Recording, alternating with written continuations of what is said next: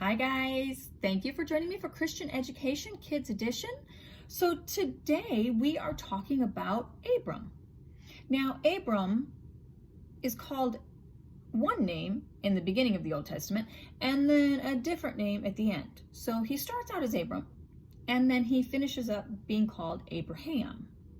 So if you're thinking, who is Abram? And it kind of sounds like this Abraham guy, it's the same person, okay? Now, Abram and his wife Sarah were very old, and they had not had any kids at all.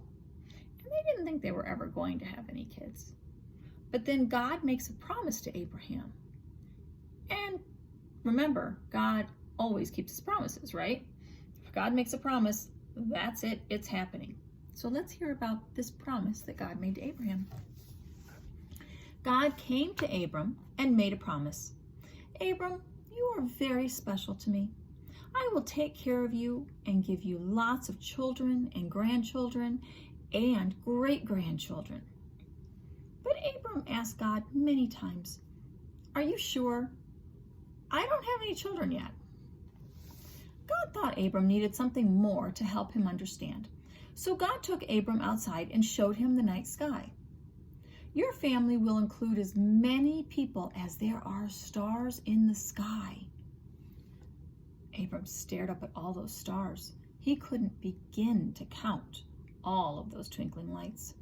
Stars and stars and stars all around him. Abram looked up at the stars and saw God at work. Abram believed God. Now for another promise. God said to Abram, you will need a place for you and your huge family to live. I will give you this land, as I promised. Are you sure, God? Abram asked again. God made a covenant with Abram, a promise that Abram would become a father, a grandfather, a great-grandfather, a great-great-great-grandfather, and a great-great-great-great-great-grandfather, and so on. And all of Abram's many sons, daughters, grandsons, granddaughters, they would all live in that spot with God. That's a pretty big promise, huh? So, even though Abram and Sarah were very old, they did end up having children. And they ended up having grandchildren and great-grandchildren and great-great-grandchildren. And now there's so many descendants of Abraham. It's amazing. So in order to remind us of what this promise is that God made, we are going to make a stained glass star. Now you may have noticed in your bag a roll of tape. This is more than enough tape, I promise, and a white piece of paper. Now what I'm going to do is show you how to make a star. And I'm going to do it upside down so you guys can see. So make sure your paper is this way, right? Not this way, but this way, with the long edge on top. And make a big letter A, or at least the beginning of a letter A. Now put your pencil over here, kind of where you think the tip of a star's arm, right? So if a star is like a head and two arms and two legs, this is kind of where the arm would be, right? And from this point, whoops, draw straight over to that leg. And now we're going to do the same thing over here. Hit a point where you think the arm should be and draw over to that leg. Now connect. And you have a star. So literally, you make your A frame, okay, not the cross in the middle, but just the A. And then you pick a point where you think the arm should be and draw it to the leg. Pick another point, draw it to the leg, and then connect. And you have a star. Now, after you have your star, you can cut it out. And I won't bore you, but as you can tell. And after you cut it out, you'll notice you still have a couple lines there. You can just erase them. And once you have erased those lines, you just have a regular star. Now, after you have a star, you can take your tape. Here, I actually have it on another star here. But I'll show you on this one. you can take your tape. Everything sticks because it's got tape on it. And you can put it in odd little arrangements, however you want. In fact, I think I'll do this one. And you don't have to push it down very hard. So I'm going to do that way. And now I'm going to do maybe like that.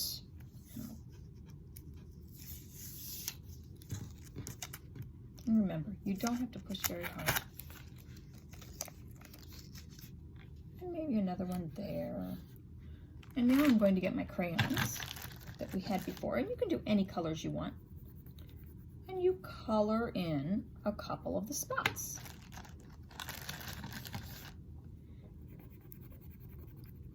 Now you may notice I'm not going to get all the spots on my star doing it this way because the tape's in the way. But that's okay because this is painter's tape, and painter's tape unsticks really easily. Now be careful when you do the arms and the legs and the head of the star, because mine just wrinkled all up. So you may want to grab the end of that. And that's okay if you have to do that. All right. So now I've colored a couple spots here. I've colored green and red and pink and, what is that, blue? I think it's blue. Now I can take my tape and very carefully, you want to go for the piece of tape that's on top of all the others. So the very last one you put down. And you very carefully, this is why we don't push it down very hard, start to peel it up so we can reuse these pieces. Oopsie. And that one did tear just a little bit. So peel very carefully so it doesn't tear.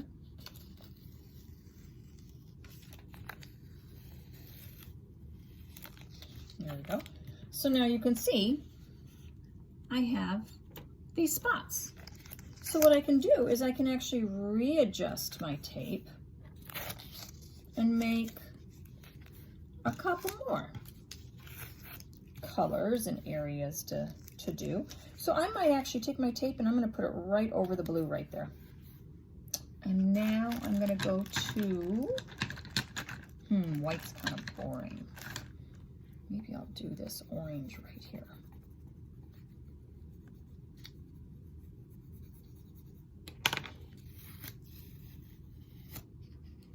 So now, when I peel away the tape, I'm getting a little bit more of a stained glass look. And the more you use the tape, the less sticky it is, so the less chance of ripping anything. So you just keep doing that.